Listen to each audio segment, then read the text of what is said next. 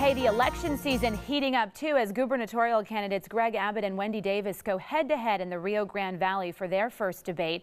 The two contenders discussed several hot-button topics from school funding to abortions.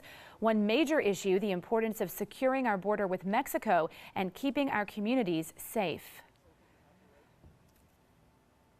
The surge that the governor supported was one that I supported as well, because if the federal government will not act to protect our borders, Texas must and will. But at the same time, we must be sensitive to the reputation of this community.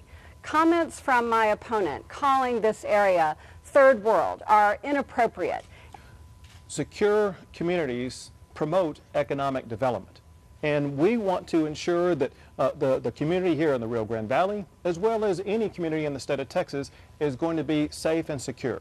That was the purpose of ensuring that we have additional DPS officers on the ground. That was the purpose behind sending the National Guard down here.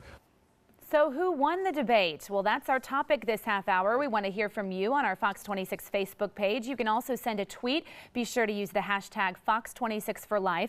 Joining us live in the newsroom is our legal analyst, Chris Tritico, our news analyst, Mustafa Tamiz, and public policy analyst, Jackie Bally. All right, guys, not a lot of fireworks in this first debate. They definitely went after each other on education spending. Did you see one of the candidates being more aggressive than the other? Well, absolutely. Wendy Davis did exactly what she had to do. And quite frankly, Gregg Abbott did exactly what he needed to do. Wendy Davis is behind in some polls double digits. So she has to come out swinging and swinging hard, and she did.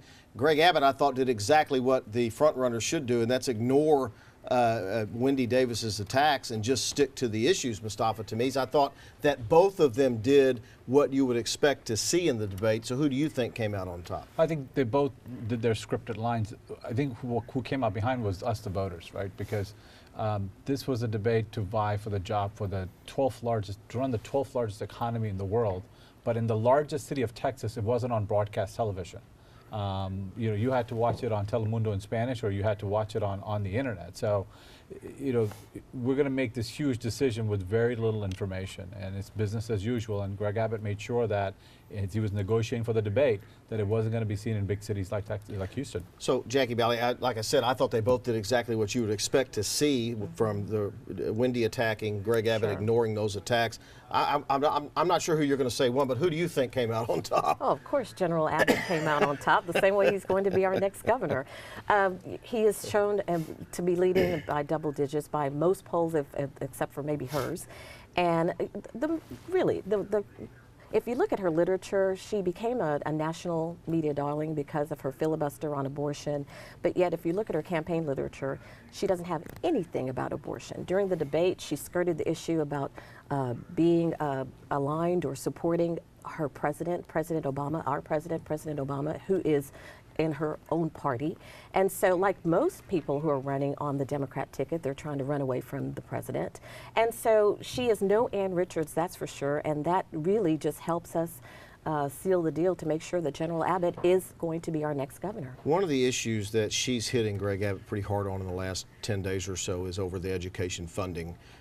The legislature defunded it $5 billion, as I recall. They funded it back with $3 billion in the next session.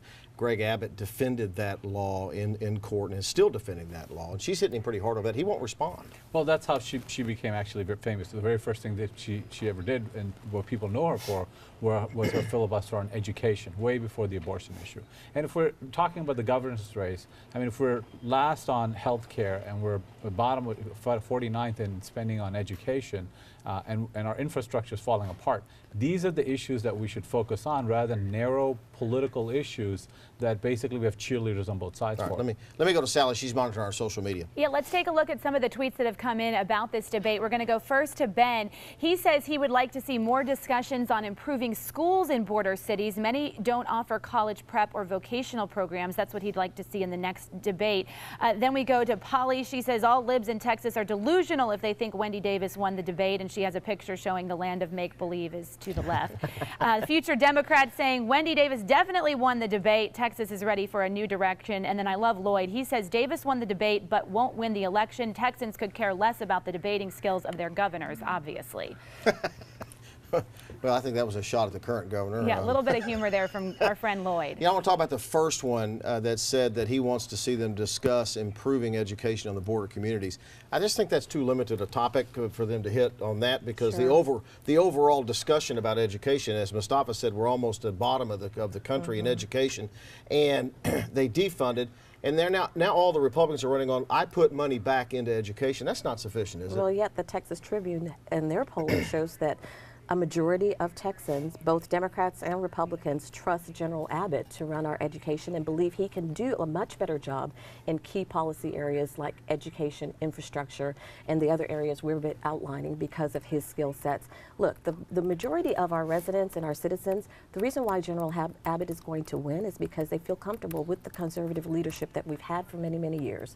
General Abbott has been a major part of that, and that's why he is leading in double digits, and he's going to kill her on Election Day. How about that? Well, I mean, he has been a major part of that, and where he's been in the major part of is that we're bottom on education, we're bottom on healthcare.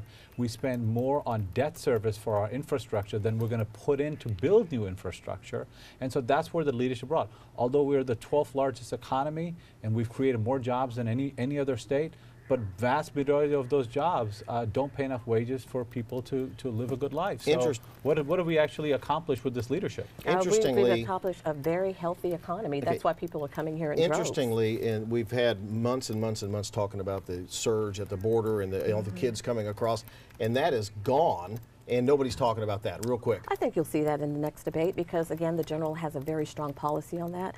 A majority of Texans, that's a concern for us, and I will see him. You will see him win the same way he won the last debate. I'm sorry, we're out of time. That was a non-issue, and it came, it was a blip, and it was gone. All right, we're going to leave it right there. We'll be back in the next hour with two really good stories.